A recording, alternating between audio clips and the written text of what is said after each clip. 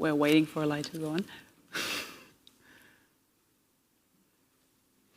Okay, hello everybody here in the room. Welcome again to the Human Rights Film Festival, and also hello to everybody that might be joining us online or later on YouTube.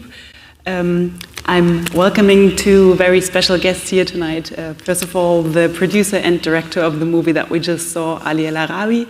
And here on screen is my colleague from Action Against Hunger, or Aktion, Contre, la Faim, in Jordan, Naomi Rennard. Sorry, that was a bit jumbly. She's here on the screen. A few words about myself. My name is Laura Wagener. I work for Aktion gegen den Hunger, or Action Against Hunger Germany. We are, for the people of you that are not familiar with what we do, we are an international humanitarian aid agency or organization. We work in close to 50 regions and countries worldwide with 8,300 staff. About the Human Rights Film Festival, that's probably an interesting thing why we are here. The Human Rights Film Festival was actually the idea of our CEO, Jan Sebastian Friedrich Rust. His thought was, and I think we all agree, that film, and especially documentaries, are an extremely powerful way to transport what people are experiencing in other parts of the world, and to live or like co-live realities that are very different from our own. I think that is something that this movie also showed us. And also, documentaries have the power to inspire or like to show us what ways they are to bring about change, and also to create hope in situations that might seem very dire or hopeless. And I think hope is key also in Captains of Zaatari that we just watched and would now like to talk about. I'm going to say a few words about the guests that we have here with us. I'm going to start with Naomi, that you see here, I see there.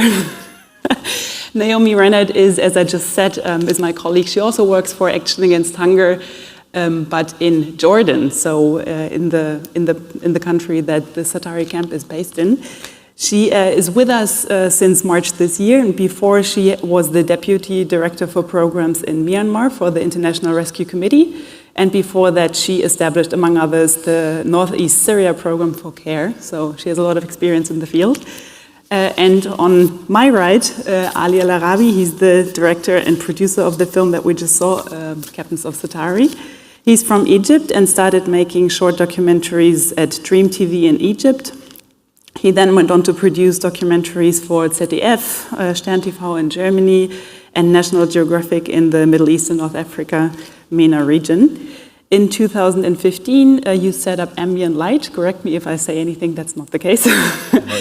It's a Cairo-based production company where you focus on various topics relevant to the MENA region, such as refugee displacement and women's and children's rights. Right? Yes, perfect. So we will have a Q&A with those two wonderful guests that we have with us here tonight. I'm going to start with a few questions, but you are very welcome to also indulge in any questions you might have about Jordan, about the camp situation, about the movie, of course. And please don't be shy. I'm gonna dive into it. You're shy. I think we all are a little bit. Yeah. So maybe I think you have a little surprise for us. Yes. First thing, I want to thank the festival because this is first real screening. It's super special. It's an amazing feeling to see the film with big screen, with audience, and people feel what we made. I want to thank the team. It's an amazing team. I want to thank Lisa here. She's from my team. She worked with me. She's from Germany and she's here now.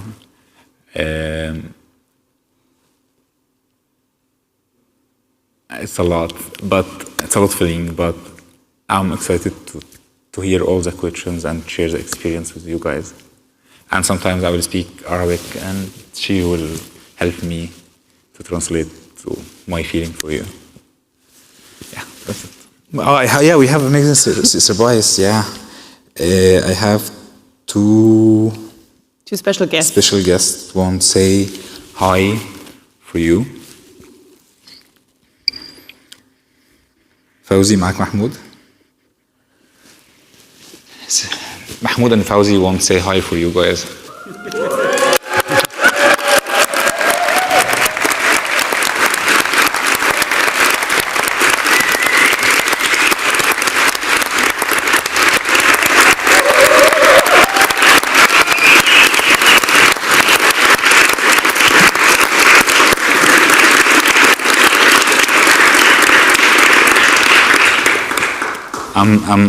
I'm jealous. You have clapping more than me.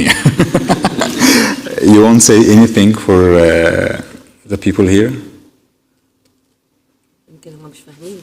عاوزين تقولوا اي حاجه للشباب عاوزين تقولوا اي حاجه للناس هنا.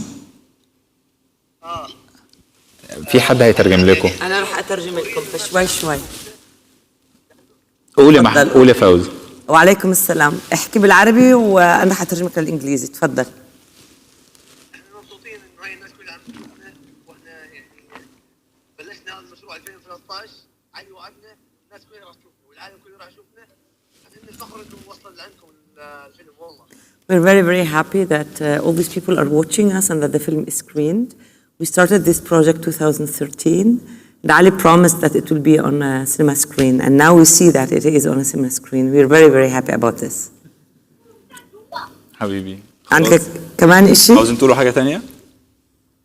صراحة يعني احنا فخورين احنا قاعدين مخيم والناس اللي في اوروبا وبأي مكان قاعدين يشوفونا ويشوفوا كيف حياتنا يعني شيء يعني كثير ممتع وكثير يعني مبسوطين.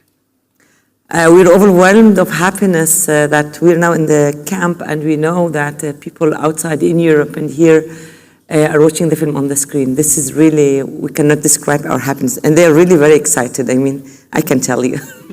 We are also. شكرا يا شباب. شكرا لكم. شكرا لكم. يعطيكم العافية. Thank you. That was definitely a surprise. I also didn't know. This is important because this is not me.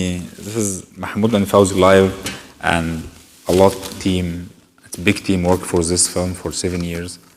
I'm just did my job and I have amazing team, amazing like family. It's not team. Finish this film. I think that's actually a pretty good introduction to the first question that I also have prepared for you. You were just mentioning that you took 7 years shooting this film, and we also see how Fazi and Mahmoud grow. You know, like they were much younger at the start of the movie than they're at the end. But I wasn't quite sure, like, what was the situation, or in what kind of situation did you leave them when you and your film left? Like, what was their reality, as we've been speaking about realities before, after the tournament and after the film team left? Like we left the place, but still we talk with them. Like I think every week, we planned with them everything for the future. After the film screen in the world, we have a lot of people now want help Mahmoud and Fauzi. And we have new surprise. I don't know. I can't say this or not here, but I'm waiting to. We announce this. We will announce this soon. But the future will be amazing. Like soon. Like don't worry. That's nice to hear. Yeah, Naomi, a question to you maybe. I'm speaking in this direction because I'm hoping that she will feel that I look at her that way. You are delivering humanitarian aid work in Jordan on the ground. Could you tell us a little bit about the situation in Jordan from your experience? Yeah, I mean, Jordan has a really long history of receiving refugees that goes back to the first Palestinian crisis in 1948. So the country is used to receiving refugees, certainly, but the Syria crisis was a rapid influx of people in Jordan. There are currently 700,000 refugees, Syrian refugees in Jordan, along with a number of other refugees from other countries. And actually only about 100,000 of those refugees live in camps, like Zaatari camp in the film. Many of the refugees are living in urban areas, or in informal camps, which makes it very hard to deliver aid. I think, this far into the refugee crisis for the Syrian response, organizations like Action Against Hunger are really focusing on what happens next and how can we build and improve government capacity to respond to the needs of people on the ground. So we work closely with government counterparts as well as with local organizations to really try to build local capacities around the response that refugees need. I think particularly interesting after all of you have now seen this film of Zaatari camp is to think about the fact that in the camps there is a fairly comprehensive set of aid that is provided to refugees, but it's really not a life as you and I can imagine. Refugees living in camps are very limited in what they can do as far as accessing education or accessing livelihoods or an income. And that's one of the areas that as Action Against Hunger, we're really trying to support, both from creating temporary jobs for refugee populations, but also supporting an improved legal environment so that they can more easily access livelihoods and services that they need. Mm-hmm. Thank you. So in this environment, I mean, you spend a fair bit of time in the camp, I imagine, accompanying the young protagonists of your film. From how you observed it, what is sports, or in this case soccer, to those people that have such limited options somehow, or it feels that they do from how they describe it themselves? Okay, now I will speak Arabic. ايه السؤال؟ بقول انه بما انك انت اقمت فتره بالمخيم، فكيف ظروف الناس على الارض، كيف بيقضوا حياتهم؟ طيب ايش توقعات؟ الناس هناك يعني هو الاول احنا زورنا 21 كامب في العالم، كنا بندور على احتياج اللاجئ الاساسي، هل احتياجه الاكل الشرب والمسكن بس، وكنا بنحاول نفهم هم بيدوروا على ايه، لحد ما رحنا خامس زعتري قابلنا الناس هناك. الناس هناك مش محتاجه اكل وشرب بس، محتاجه تبقى جزء من العالم، وهو ده اللي شفناه في الفيلم. We visited 21 camps worldwide to check on the needs of refugees beyond food and shelter. And when we reached Zaatari, we sensed this a lot, that the people in Zaatari do not need food and shelter only, but they need to be part of this world. And this is exactly what we saw in this film. This is exactly what we did in the last years. عاوزين يبقوا يعني يقدروا بيحلموا واحلامهم بيقدروا يحققوها، على الاقل ياخدوا حقهم ان هم يحلموا، ما يبقاش انه يحلم ده شيء مستحيل يعني. And it is important to show that it's also the right to have dreams, and that it's not impossible to have dreams, and that it's the legitimation to have dreams and try to fulfill these dreams. Mm. And I mean, I don't presume that I got the full picture, but that football plan of the Aspire team, the aim is to pick players, because that was something that I didn't quite understand. Their chances were to be sold into international teams, or like that option was there? الاسبير اكاديمي هي بتروح تاخد مجموعه ناس من كل حته في العالم وكل سنه، ويحاولوا يخلوهم يلعبوا في الدوره اللي احنا شفناها، بحيث ان الكشافه، الناس اللي بتكتشف المواهب، يقدروا ياخدوهم. بس في حاله محمود وفوزي هم كانوا سنهم كبير وعمرهم التدريب قصير، عشان كده ما كانش عندهم فرصه. Yes, exactly. The academy goes everywhere and looks for like new talents or fresh talents.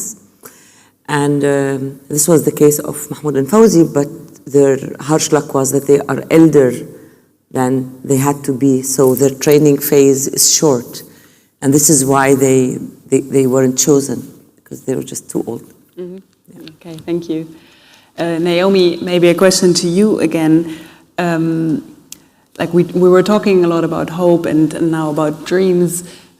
From your experience, or from what you're seeing in Jordan, what do you think needs to happen for those young people, or like basically all the people that are living in those conditions, to have a little bit more than dreams, but actually the possibility of a more self-determined future? What maybe is the obligation of the international community, or maybe what can we do? I think the reality is that for most of the people that you would have seen in the film, most of the people that Action Against Hunger works with in Jordan, they don't have an option to go home right now. And that is the main dream of most of these people. They want to have a home. They used to have a home. They don't feel that sense of place. And I think Ali said it well, giving them something to feel part of a community is so important. And I think as the international community, we need to continue to push for solutions for Syrian refugees worldwide. There can be a lot more that can be done to support Syrian refugees, but also refugees from all over the world to safely resettle in new places, to work with governments, including the Syrian government, to find solutions that would allow for a more longer-term solution for people to return home, and agreements that would give people a sense of safety to do so. And until the international community can facilitate those solutions for refugees, they are stuck in a place where those dreams are really hard to think about. And I think it's one of the biggest challenges we face in working with populations in Jordan is they've been there now a long time. There's a whole generation of kids who's grown up in these camps and knows nothing but that. And it's really important to show them that there is life outside of the camp and that there are options for them. And as the international community, we need to work hard to facilitate those options. Is there anything that you think we as an individual in Europe can contribute to help those people? I think continuing to talk to your representatives in government and encourage refugee resettlement in Europe. It's important. There's more refugees in the world now than ever before, and projections are that those numbers will continue to increase, whether it's from conflict or climate crises. And we need to be a welcoming home for people who have no other place to go. So I do think the political solution is the end goal.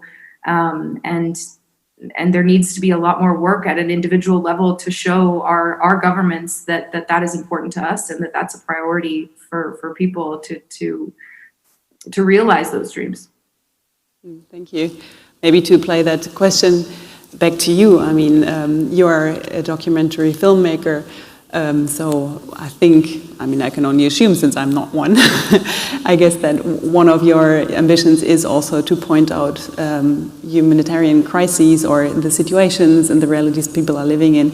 But how do you think documentaries or films in general can contribute to maybe even providing opportunities? I'm thinking of the press conference in Qatar where Mahmoud was saying all a refugee needs is an opportunity, not your pity. So we don't want to inspire pity, we want to inspire opportunities. And how can documentaries kind of contribute to that, you think? الدوكيومنتري بيقرب من الشخصيات وبيوريها بشكل ثلاثي الابعاد، يعني نقدر نشوف مشاعرهم، بنقدر نشوف احلامهم، بنقدر نشوف كل حاجه هم بيفكروا فيها، فما بنشوفهمش ارقام واحصائيات زي ما بنشوفهم في القنوات التلفزيونيه. The specialty of documentary films is that it comes very close to the figures that are represented, to the persons, to their feelings and their dreams, and there are no longer only numbers of statistics as we consider them in news. So we come very close to the individuals. I saw now after the film, the time I just turned the phone and the audience saw Mahmoud and Fauzi, everyone excited to say hi and to clap. It's everyone in this camp like Mahmoud and Fauzi, but always we saw like news and numbers, and we never connect with these people because it's far away. Documentaries can make this boys and any refugees close, and we can see everything, because الدول المستضيفة زي الأردن وزي بلاد كتيرة بتشوف اللي هم بيجوا بياخدوا مواردها وما بيبصوش أحيانا ما بيحسوش قوي البعد الإنساني اللي موجود عند الناس دي. The hosting countries like Jordan and Lebanon consider the refugees partially as a burden because they take the resources of the country. But there is a lack of the other human level of these people and what they can give. So this is also a challenge that can be changed by documentary films. To perceive those people as individuals and as people per se. Yeah. Yeah, that makes a lot of sense. I would like to, I have a few more questions that I could ask, but I want to give you guys the chance. Also, is there anything, it might be also very trivial, don't worry, it doesn't need to be a philosophical big brain question. Anything you guys would like to ask any of our two guests here? Would you please, due to Corona, we can't pass around the microphone, but there's one here that you would have to, or maybe if you speak up, maybe we can also hear you, and then, exactly, thank you very much.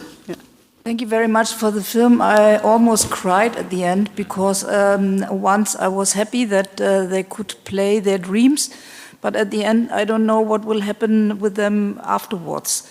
And I know a lot of refugees here in Berlin, and I know a lot of the situations, and it's some of them they are in a similar situation that they can't live their dreams.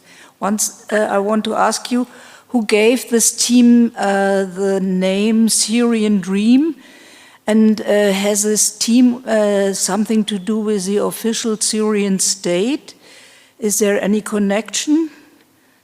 That's what I want to ask. ده آخر بارت في مين أعطى الاسم؟ وإنه إذا الفريق ده له علاقة. Thank you for the question. By the way, if somebody wants to ask a question but doesn't want to do it in English, you're welcome to also do it in German, and we will translate in the meantime. Like Mahmoud gives the team the name. He said like this is the Syrian Dream, and the people hear it, and it's happened like this. But Mahmoud, it's one from the characters. No, this team don't have any relation, not related with the Syrian team. But the good news, we have two from this team now play in the Syrian team. Oh, really? Yeah, it just happened 1 week ago, and this is make Syria start look for the camps and choose people from all the sports to play in the Syrian team. It's fresh, and I have friend working with film similar for the two boys who play in the Syrian team. Did he get inspired by you?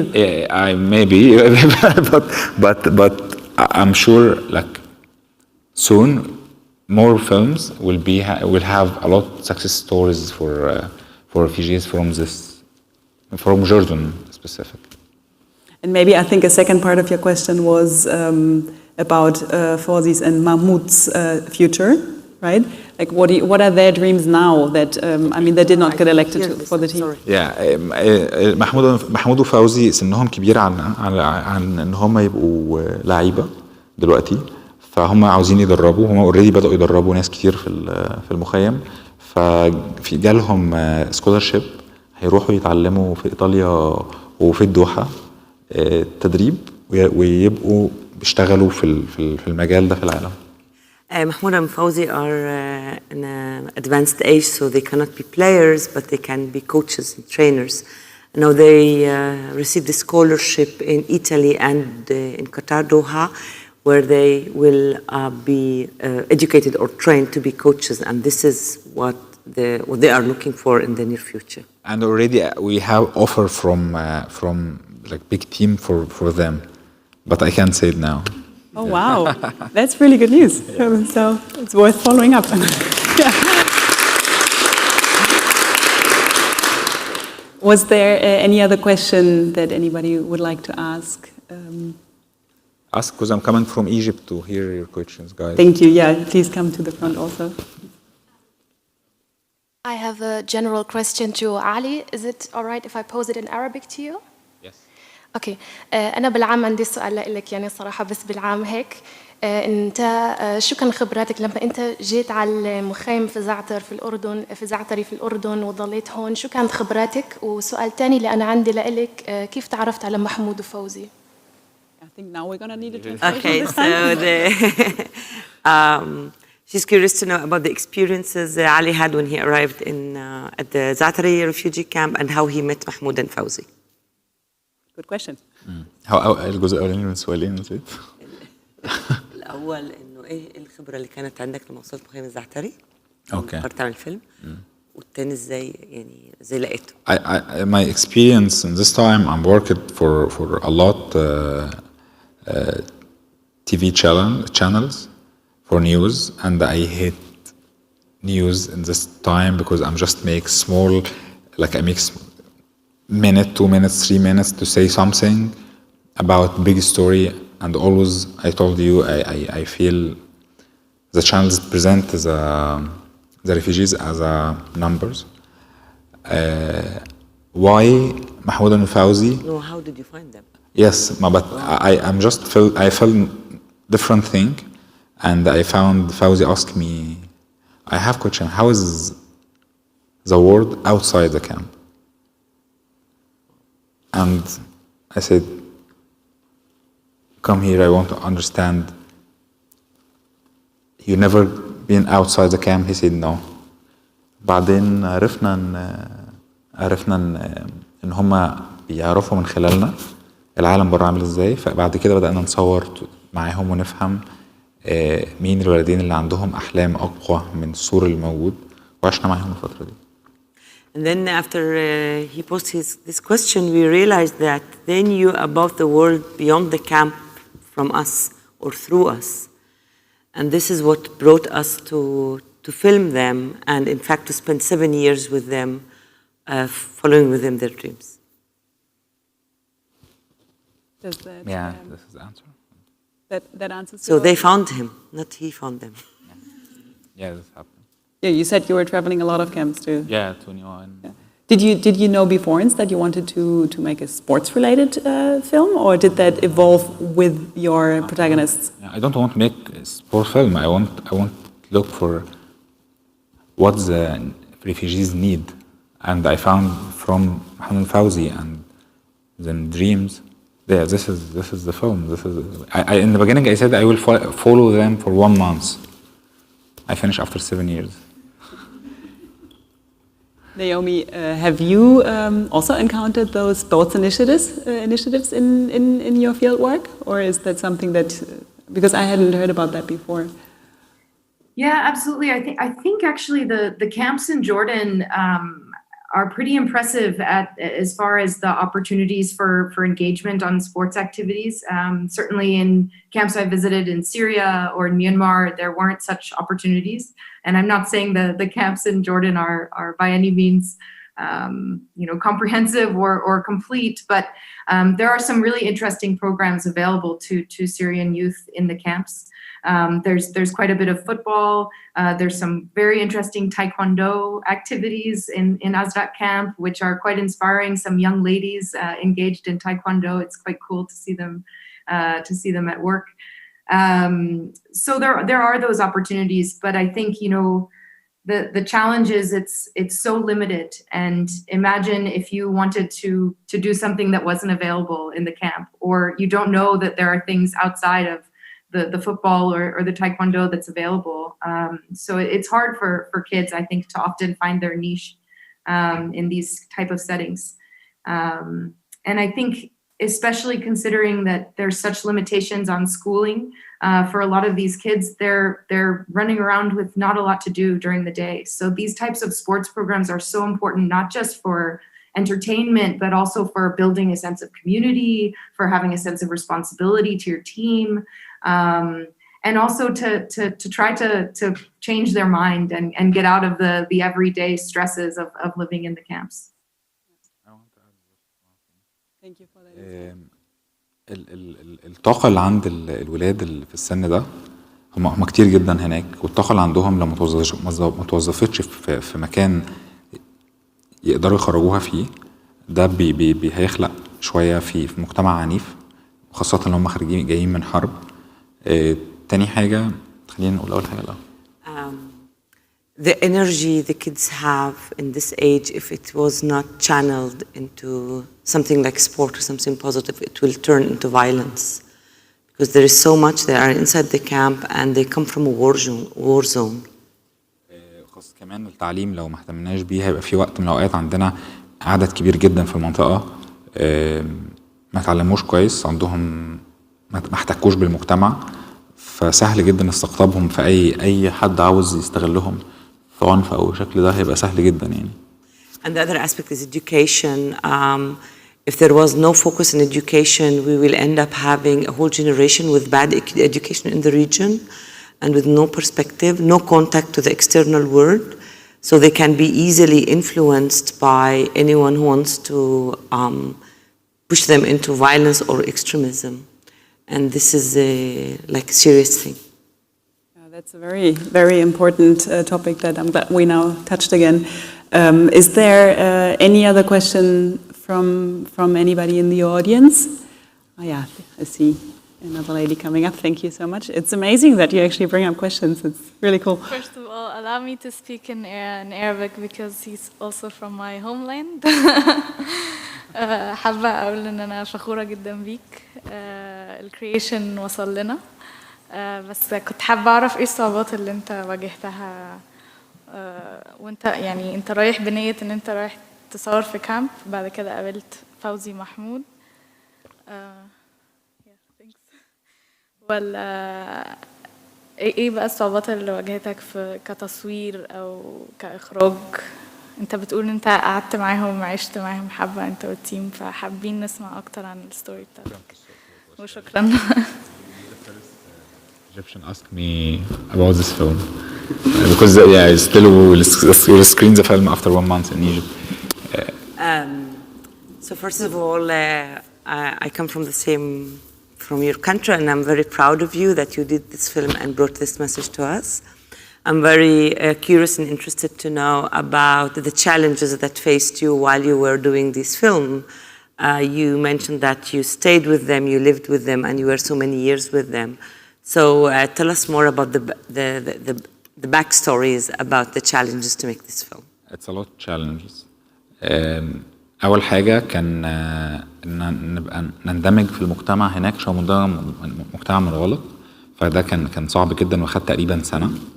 There were several challenges. The first was to get integrated into this very close and special society to make people accept us. So it took about 1 year to have the chance to be part of this community. واللي ساعدني في ده كان البنات اللي في التيم. هو التيم تقريبا كان فيه 70% بنات، هم اللي قدروا يخشوا البيت ويوصلونا بالعيلة وبالمجتمع. And the ladies, the girls in our team were the main factor that helped us to come nearer to the families and to go into their houses and so on. So the main role was taken by the women that are part of the team. 70% of the working team of the filming team are women. تاني challenge كان ماديا. احنا كان في اوقات مبقاش معانا فلوس نقدر نكمل الفيلم، وكنا بنحاول نجيب فلوس بكل الطرق، فده كان احيانا بيقابلنا صعوبات في الانتاج. The second challenge was finance and funding. Sometimes we didn't have enough money and funds to continue the filming, to continue the work, and we were all the time working on getting funds in order to be done. And this really put the work under extreme stress. It's a lot of challenge. I can't talk from now to tomorrow, but I think this is the big challenge. اللي احنا نفصل علاقتنا كتيم ومع الولاد، عشان احنا كنا بنبقى قريب منهم جدا، واحيانا كان بيبقى غلط على الفيلم واحنا بنمنتج، عشان بنحب كل حاجه في صورناها وبنحبهم، فعاوزين نطلعهم مثاليين. فانا فاكر اول كات طلعت كانوا طالعين يعني كنا مخلينهم نجوم بس ما بنحكيش حاجه. There was a huge challenge in the emotions when doing the editing, because we were so close to the figure, so close to the boys, and it was very difficult to make the separation of to do our work proper and still keep this close relation to them. So the very first cut we did about the film, they showed up only as stars, as heroes, and it didn't tell nothing about the background of the challenge. And then we had to rethink about it and bring it to a more realistic, because there was a very, very strong emotional, or there is a very strong emotional bond with the boys. Thank you. Very interesting question also. Is there any other question still open in the audience? No? Then I would maybe have one more question to Naomi, and then I think we're going to wrap it up also, because we were just talking so much about the boys, and you were mentioning the, what was it, kickboxing? No, the opportunities. I'm wondering about the opportunities for women and girls in those camps, you know, like now I'm intrigued to know what we might also learn about the particular ways to encourage women to seize their opportunities, young women. Yeah. It's a really big challenge for actors in the camp. There are limitations on what women and girls can do. There are cultural limitations already that came with them from their homes, but finding the right activities that will satisfy young women and girls in the camp is really important. There are a number of organizations working on things like, you know, there are women's groups that do different types of activities, whether that's sewing. I once went to a wedding dress making activity, which was quite exciting to see, and they were making the wedding dress for someone. But what we as Action Against Hunger really tried to do is leverage the fact that women in these communities are often the gatekeepers of the health and safety in the household. So we work with women to promote hygiene. We leverage them as volunteers in the camp, and they become leaders in their communities to really advocate for improved conditions in the camp. They communicate with the camp leadership on what their needs are, making sure that it's safe for them to walk around at night. And it's really powerful to work with women in that way, and really empower women to lead their communities. And whether that's through you know, informal psychosocial activities that are more fun, whether it's music or dance or sewing, or more formal activities like Action Against Hunger does, and really promoting health and safety in the camp. I think any way that we can use women to really empower them and leverage their voice in their homes and their communities is a really positive thing. And I think we've seen, especially in the camp setting, the majority of the population is women and girls. And that's true worldwide. And it's important to remember that if you don't work with women and girls, if you don't educate women and girls, that challenge that Ali was talking about, that conflict, whether it's limited or more pervasive in the community, it's such a risk. And there's such a value in working with women and girls as a focus group. Thank you so much. Thank you so much also for the work you're doing, and keep up the good work, I suppose. Thank you for being with us tonight, and of course, also a very big thank you to you and to you for being here with us tonight and giving us so many interesting and valuable insights into life in Jordan, in the camps, about movie making, about the whole story behind Captains of Zaatari. It was really amazing to have you here. Thank you so much. Thank you. Yeah. Give it up again.